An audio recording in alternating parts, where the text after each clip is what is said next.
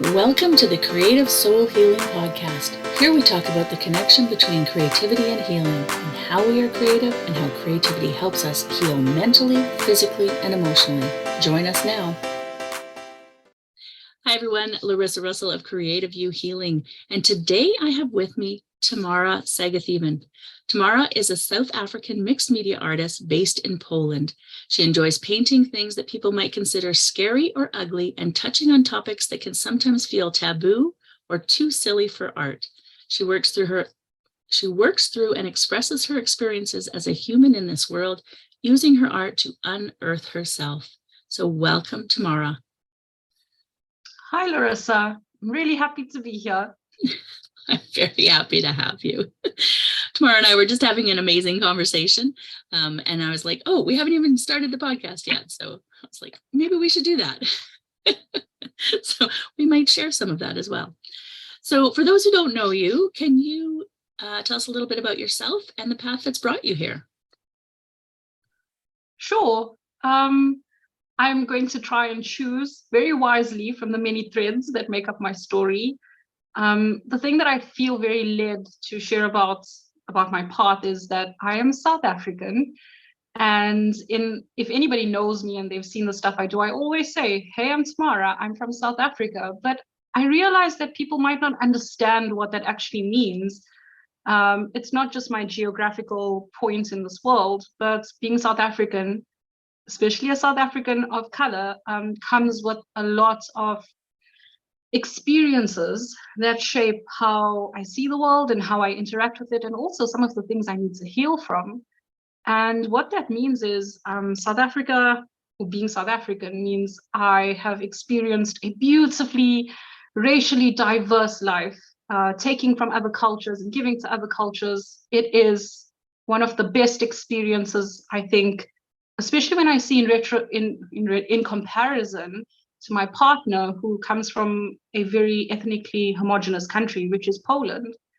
There's access and there's points that I have and doors that he just cannot open because he doesn't have that reference point. So that's a beautiful thing about being South African. We have the spirit of Ubuntu, which means roughly that I am because you are. I cannot be at peace and at ease if you aren't and are hurt by my actions. And that is definitely a South African thing. But the darker side of it is we were also a racially divided and separated country. So we had the system of apartheid, which basically means to be separate, where there was a division between white South Africans and South Africans of color, but also within South Africans of color, we were separated into race groups. And that permeates whether you like it or not, every single tier of society, your religious circles, school, and even the corporate sector. So I was born, my parents were born into apartheid. I was born and we were liberated from apartheid while I was a young child. But just because you're liberated doesn't mean everything's okay. So I have a lot of those experiences that make me see the world very differently. It's an uncomfortable topic for a lot of people to talk about. I think if I didn't feel so comfortable with you, I would have a lot of shaking in my voice right now trying to speak about this, but it's so important to who I am. So when I say that I'm South African, this is my experience that I'm talking about, where it's another additional layer or filter that you need to kind of punch through to be seen in this world or to actually live in this world. And then maybe I can talk about the corporate sector a little bit, which, as I said, has this two sides of being South African in it. But I was a very stressed, aggressive, I would say buried person, or buried, depending where you are and how you want to say the word. And I eventually went from being really angry and fighting against everything and being like a rebellious freedom fighter to just being somebody that's like under a big like duvet, just like a muffled voice. And it got to the point where I hit depression, which I didn't know was depression. So #not depressed. And I couldn't get out of bed. My partner was leaving for work, and I was just huddled in this foreign country doing a job that I loved. I love Excel spreadsheets. I know you do too. I do. It's so good to be able to say to another artist, I know you do too. It's so like we have a conspiracy going. Uh, but I couldn't get out of bed for that form of creativity anymore. But then art was my lifeline. And suddenly I needed to wake up earlier to paint. I was taking a lunch break because I needed to paint. I was finishing at 6 p.m. because I needed to paint. And that was my lifeline. But eventually it wasn't enough to just stay alive. And the pandemic came, and I realized my values were just not in line with the things I was being asked to do and the place that I was in. So, like a very responsible adult, no plan, I said, bye. And I just, that's it. And I didn't have a firm plan about what I wanted to do. I did know that I wanted other people to know that this lifeline existed, especially people like me. Because as much as I was creative as a kid, my art class consisted of having one bottle of green paint that the entire class of 42 children used. And the art teacher was like, huh. It was like, thank you so much, sir. And that was my experience of art in school. So I know that there's millions of people like me with the same background, and art seems very frivolous in the reality of the world we live in, but that's not the case. It was a lifeline. And I thought, God, if I can just tell more people, this would be so cool. And I had no plan, and the stars aligned, everything aligned. And I discovered Iris, our mutual friend. I had liked her stuff and followed her, and I really admired her for her like raw style, and that things weren't really pretty. The things she was creating had some like grit. And I thought, okay, this is what I want to do, but I don't know how to get here. And I don't know if I'm allowed to. And I started doing art coaching with us. And she was just like, oh, you need permission. I permit you. And I ran off with it, and I just couldn't stop. I was painting weird things, dark things, taboo. I was dealing with racism and sexual abuse and all of these things. And it sounds so heavy. And I know I have a very light voice when I talk about it, but that's because suddenly I could access stuff that I just couldn't hit before. And I'm still, I think, really thankful for that process. So that's why I sound so excited when I talk about it. Mm-hmm. And from there, my first chance to teach was given to me by the amazing Larissa Russell.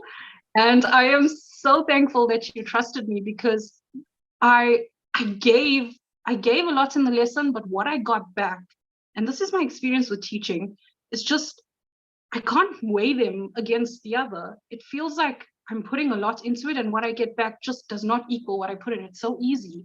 It feels, everything's easy and like flowy, and it feels like water. I don't know how else to describe it.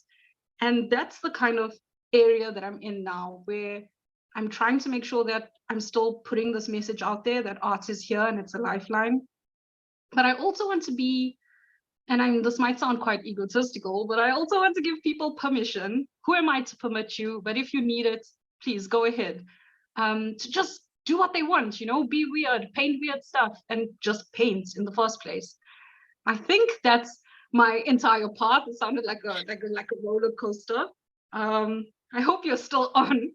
I don't know. I think they definitely will be still listening, because I think that's so. That is, I think, more people's story than you realize. Traumas and creativity is not an important part. If you're a child, yes, crayons, but then it loses something because it has no value in our culture until you're a superstar with it, right? Sell a bestseller or, paint a masterpiece. But it takes everything in between to get there. But they forget the very important part, which is the healing that comes with creativity. Right? Sorry, you were going to say something. No, when you said that, it just like hit me. I was thinking about this. When someone's in med school, it's like, they're going to become a doctor. And obviously this is very important for me as a person of Indian origin. You're going to become a doctor now. That's cool. But when it's an artist, yeah, well, which museum are you in? How much of money are you making? Yeah, but Nikhil is in med school. He's like, okay, I don't have anything against smoking marijuana, but he's smoking marijuana all the time. And you're not asking him what he's doing, but you're worried about me and my paintings. Like, I've been healing, yo. What do you want from me? And that is such a valid point, because I was trying to think of like um, occupations that people do where they don't have to be superstars before people actually acknowledge what they're doing. And I thought about all the careers that are definitely like med school, lawyer. I thought, okay, engineer. And I couldn't find, like, even me, analyst. When people heard I was an analyst, oh, wow. Yeah, but you don't know what I'm doing. I'm losing my soul every day. you know? That's exactly it. I was very good in management. Every job I ever had, I would try to start lower because I didn't want to manage. I'd end up managing. And yes, because I was very good at it, but it's soul sucking. I didn't love the work I was doing, whether I was in oil and gas, which I did for years, or I ended up switching to the beauty industry when oil and gas crashed. And management in anything is soul sucking. So I was just like, no. So then I went into a nonprofit thinking, oh, I'll be doing good in the world. No, it's still the same. It's soul sucking for me. It may not be for you, but for me it is. As a creative, it just, yeah, it's killing our creatives, literally. I think you're one of the few people, as I said before, that really likes, that I know that's an artist that likes Excel. I know some people do art in Excel, but the reason I think I became so obsessed with this creative aspect of being a business analyst was because I needed it so badly that I would find creativity in everything. And I'm not saying that it didn't exist. Of course, creativity exists everywhere. But I often wonder why I did that so strongly, because obviously I met other business analysts and I would be like, oh yeah, this is so creative. This is the best part of the job. And they'd be like, huh? What are you talking about? It's about the numbers. And I mean, I had to also be careful who I said that in front of. It was easier to say that in front of other females, especially other females of similar backgrounds as I did. But if I said that in front of a man, sorry, man. I know you're oppressed and things are hard for you. They'd be like, oh, what are you talking about? Just, but it is creative. But I think that's why we do that sometimes as creators. I know that's why I did it, because before I had that lifeline, I needed to find something else to like dig me out and to cling to, like a raft, life raft. Mm-hmm. So yeah. Yeah, spreadsheets with color and different. I still, secret, I did a spreadsheet today, no reason whatsoever, but I love it. I just cannot let go of spreadsheets. I put everything in a spreadsheet, and then I wonder why I do it, because it would be so much easier if I, use one of my other programs, but I love it. I love that hands-on thing. And so, yeah, I don't know. And the colors I get to line it all up the way I want it. And yeah, it's just, yeah, creativity is in everything. It most definitely is. I said to my partner recently, like, it's even creative the way you avoid throwing the trash. He was like, oh, thanks very much. And I said, no, but there's, people that make coffee in a certain way that, and I know that I'm maybe putting a little bit too much emphasis into it, but when I see my mom making tea, I said coffee, making tea, it's a process.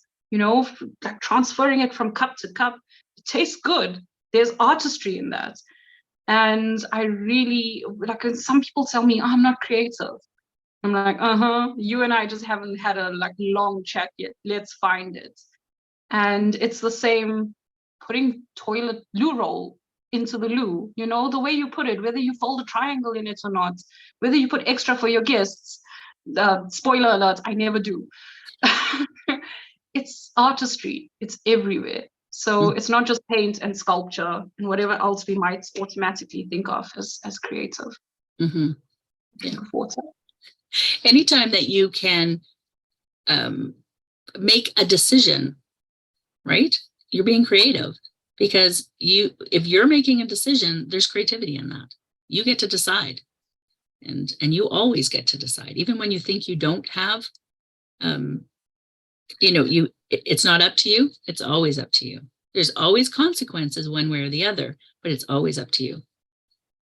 Yeah, this is where I'm feeling like, okay, mom, yeah, I know, but today I don't want to think that way.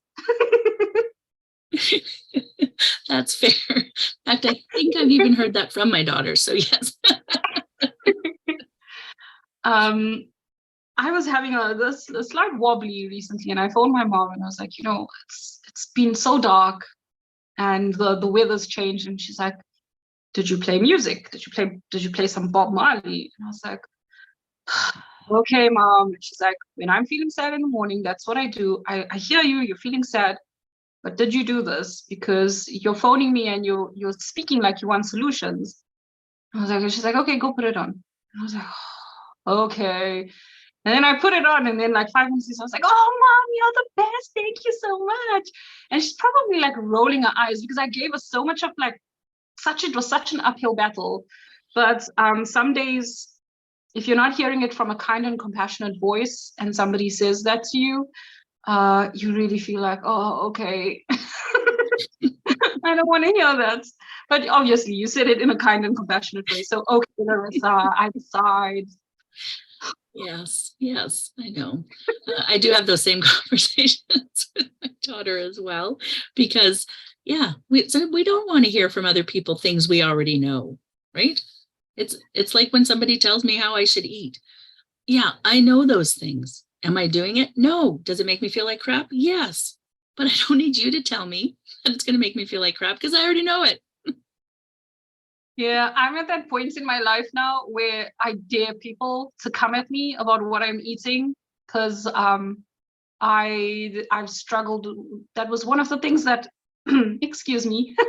Oh, it was one of the things that art helped me with. And I think I've been on diets like since I was 9 years old or something. That's a tough age to just start dieting, because at 14 your body's changing and things are coming out and you're like, God, what did I eat for this to happen?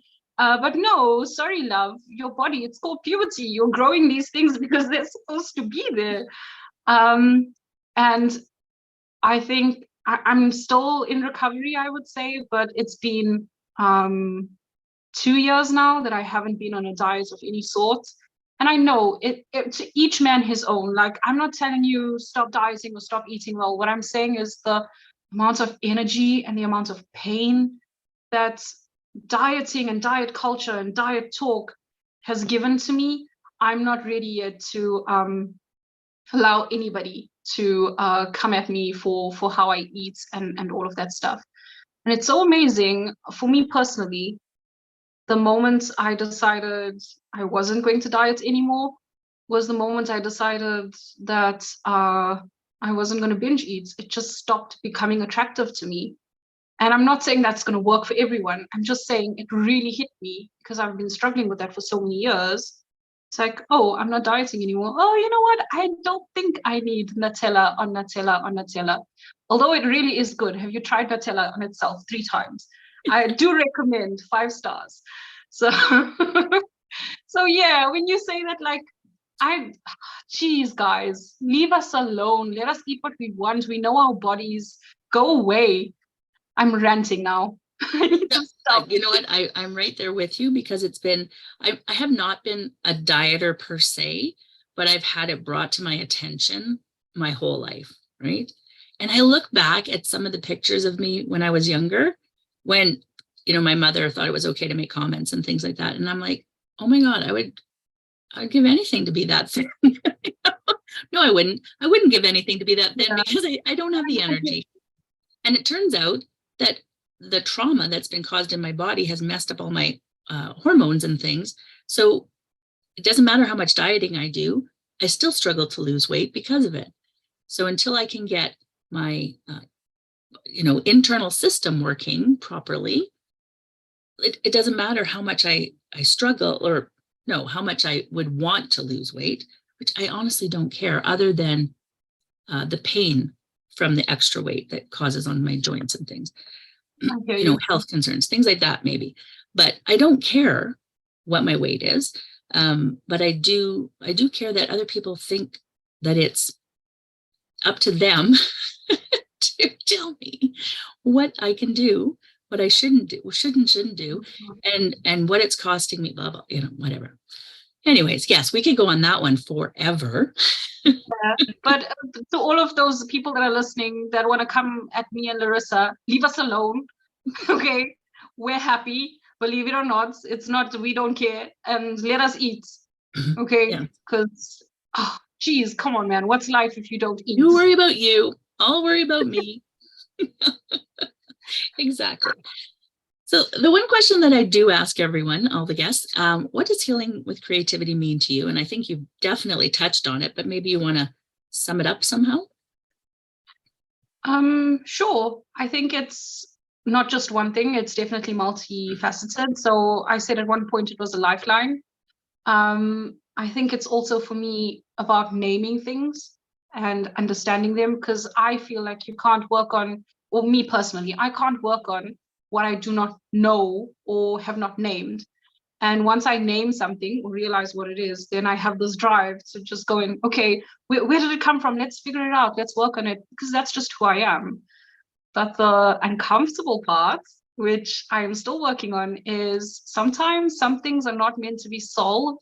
You just need to sit with them and look at them. Sometimes you don't even want to, but you need to do that. And art has been, so far, the only way that I've found that I can actually sit in, and I hope you bleep this out if I'm not allowed to say it, but sit in your shit, basically. That's what Iris and I say. And just let it be what it needs to be. And I think at any one time, art can be any of those things for me. When I'm going through a rough time, I still need a lifeline. And I don't understand, I need to name it. But most recently, it is definitely more my companion, whom I notice things with and process things with, and understand that I might never solve it, or now is not the time to solve it, or it just needs to be witnessed. And that's what healing with creativity means, being able to draw on that toolbox and sort your stuff out. I love that. I love that. I think when I was listening to your podcast, it was the second episode, I think that was that came out, and you were talking about sitting in your shit, and I was like, yeah, exactly. Yeah, Not a Real Artist is Tamara and Iris's podcast. It's amazing. Yeah. Thank you. And you're going to tell us all about why it's amazing. You see, this is first of all, I'm blushing for those of you who can't see.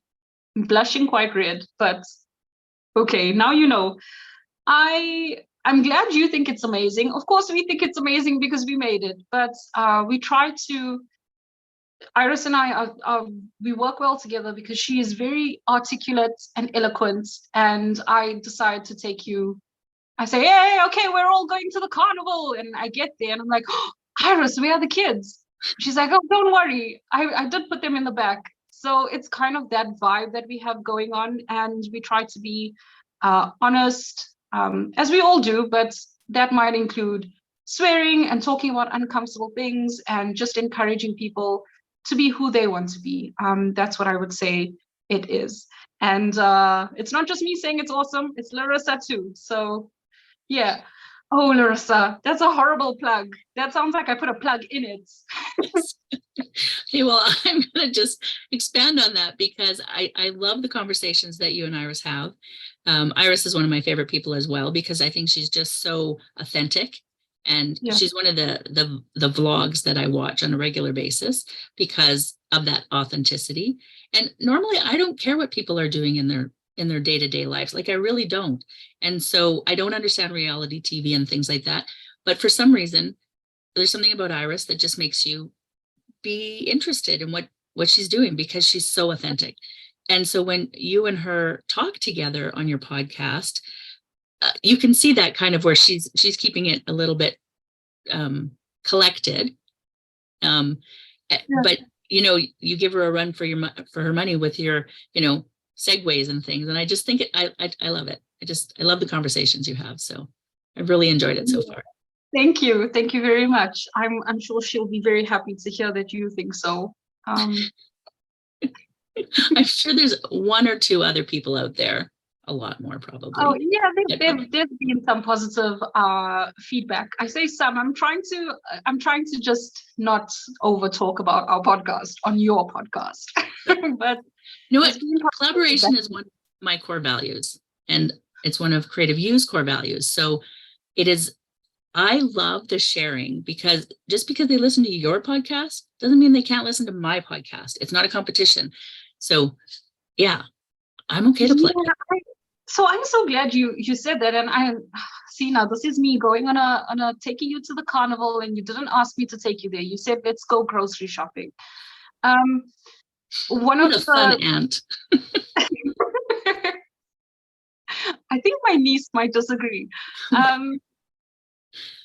One of the things I actually wanted to talk about, if we didn't talk about it, was collaboration, because that's also something that's been weighing on my heart recently. And I think it's because I didn't realize that being a creator would be such a lonely job. And I've always been very comfortable in a silo, but suddenly I find myself wanting connection. And it's not just connection with nature and my partner. That's not enough. I need to connect with people on a deeper level, than more than just share my art and somebody likes it. I'm not talking about groups that are where we all get together and we comment and we, I think you have a very great community on Heartbeats. That's not what I'm talking about. That is a community.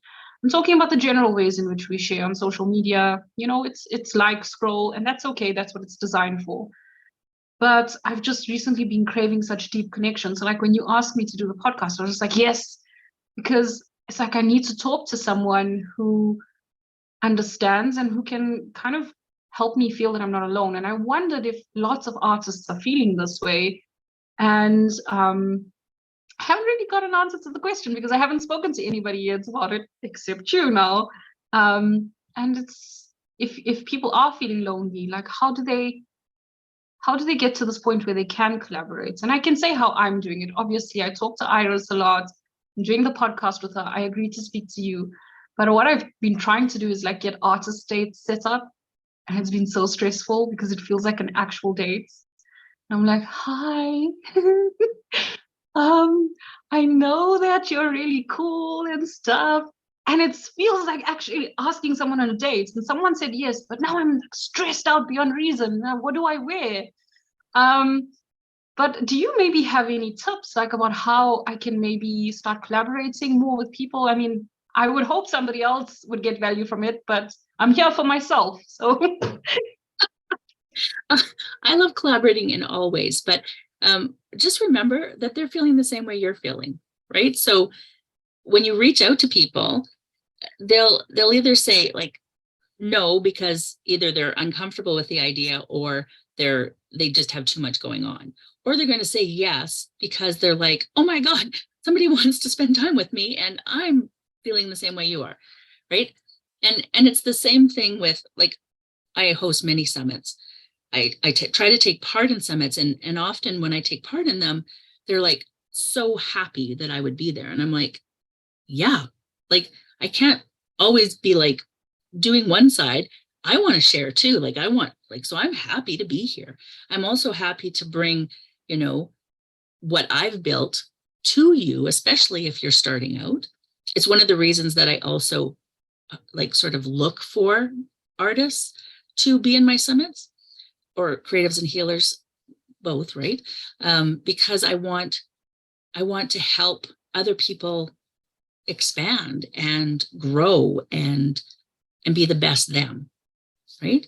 And so anytime that I can collaborate with somebody, I will. And so I don't have that, you have to have 2,000, 5,000, 10,000 people on your list. Do I try to have a balance? Absolutely, right? So I do ask, what your list is, what your social media is, so that I can have a balance in the summit, because we're promoting, it's a business. However, collaborating with people who are just starting, teaching or just starting online is so important with me, to me, because I want to help people. But anytime you can collaborate, I do a live podcast with Deborah Epstein, Connection with Spirit. And we do that monthly. It's alive. And that came from just having amazing conversations. Every time that we would get together to do an interview of some sort, usually for one of my summits, sometimes for hers, we would end up having like this 45-minute conversation first. And we were like, we have to share this. Like, we have such amazing conversations, kind of like you and I were doing, before we started. And I'm actually going to cut that out and put some of it at the end so that I can share it with people. But just remembering that we're all people and we all have been on the same path. And some of us might be at different places on the path, but we still are those solo, especially I work from home. And yes, I have a bit of a team now, and I do talk to a lot of people, but I still, connection to people is different than talking to a lot of people. And so when they say yes, they're just as excited as you are. Just remember that. And you might get 10 no's for every, 11 asks, right? Or 9. So 9 out of 10 people, let's say no. But it doesn't have anything to do with you, because either they don't know you, they're absolutely terrified of the idea. How would that work? But, and they have to process that. But also that sometimes just schedules, right? So don't take it personally if people say no. And then just put yourself out there everywhere.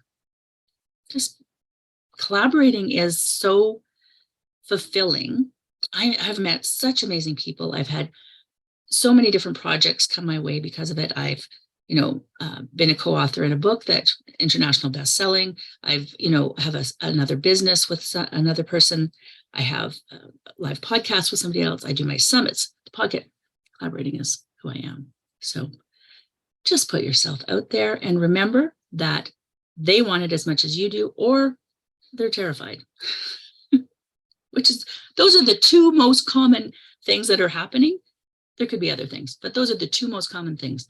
Yes, or, oh my God. Oh my God. Okay. And this is my takeaway. They feel the same way that you do when you're especially nervous. And the other part is, yes, you want to spend time with me. And then collaboration also opens doors, not just for a relationship with the person you're going to do art with, but in many other ways. And obviously you become more comfortable with it. Okay. Yeah, and you do, right? Like, I have no problem reaching out to anyone. If they say no, all right. Yeah, I think that's a big part of the thing, actually, learning to deal with rejection and understand that it's not rejection of you. Because, like, in the society, if anybody rejects, it's always about you. Yeah, change yourself, change the way you speak, So that's a very good one to work on. I'm getting better at that one, but I need a lot more practice at getting rejected. Then you have to ask a lot more to give yourself more practice of being rejected. That's how it works. Because you can't practice being rejected if you're not rejected. Yeah, I'm about to leave this podcast and go and ask like 15 different people to marry me. So just for the practice. Maybe we could stick to art. Your partner might not be too impressed with that one if somebody says yes. So, maybe stick with art and just reach out to, here's your homework today. 10 people today. 10 people today. I'm doing this really cool thing where I'm doing an artist date, and I saw you doing blah, blah, blah, and I loved it. And I think we would have so much fun doing that together. What do you think? Okay, I'm going to do it because I always make sure I do my homework. Thank you, Larissa. Teacher's pet. Awesome. I love when people do their homework. And then I want to hear all about it and how amazing it was. And 9 of them might say no or not respond at all. That's not on you, right? Yeah, no, for sure. And I will definitely let you know how it goes. But again, it's this thing about permission. And it seems it's still something I'm healing probably. Because historically, I've never been a person that needed permission, except to go on the beach when I wasn't allowed there. But that's an apartheid joke. But this thing of asking permission, I think, is because for so long I had to ask for permission to send a report, to do a thing, to talk to a client, blah, blah, blah. And I think I'm still healing from that. But it helps when people like you, people like Iris, give us the permission we need to be the versions of ourselves that we are dying to be. Literally so, yeah. dying to be. Yeah. Yeah. I'm giving you permission. And then I'm giving you permission to give yourself permission on anything else.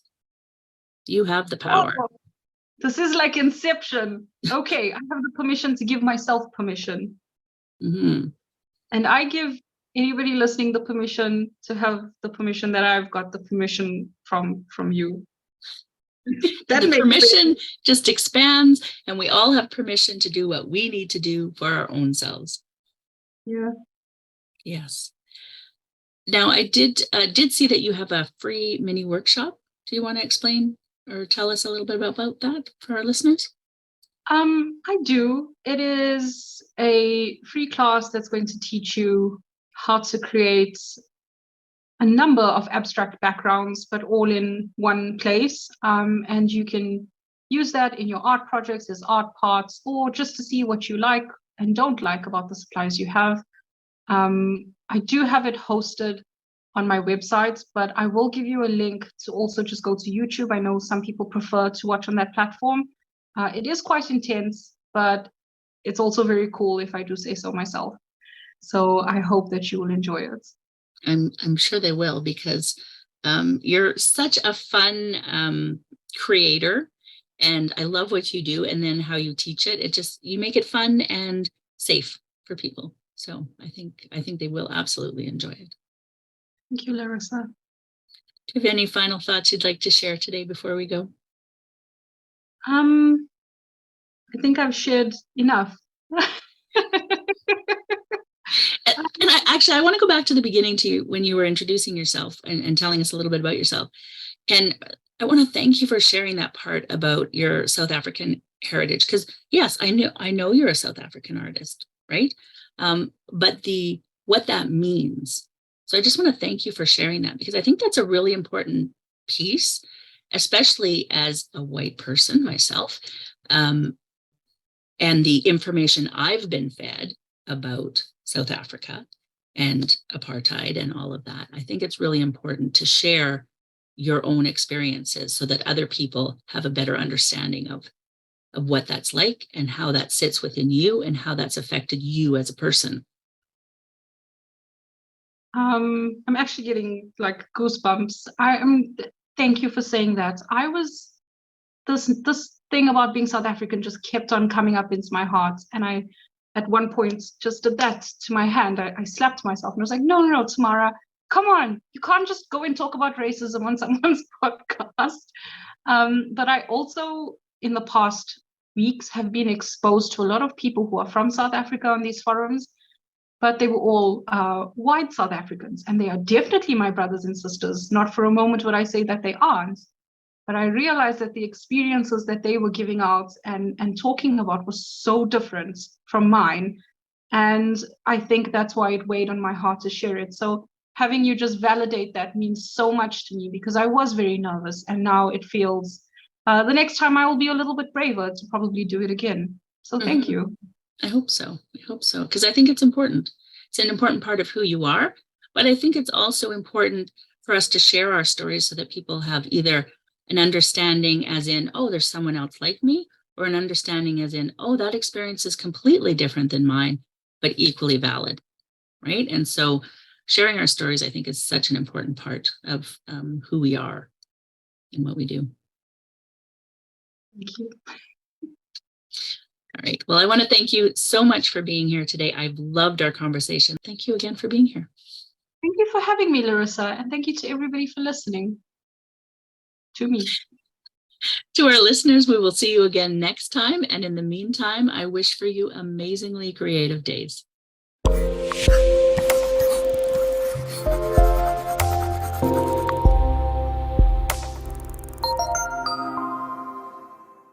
Thank you for listening. If you found our podcast of interest, we'd love for you to leave a review wherever you listen in.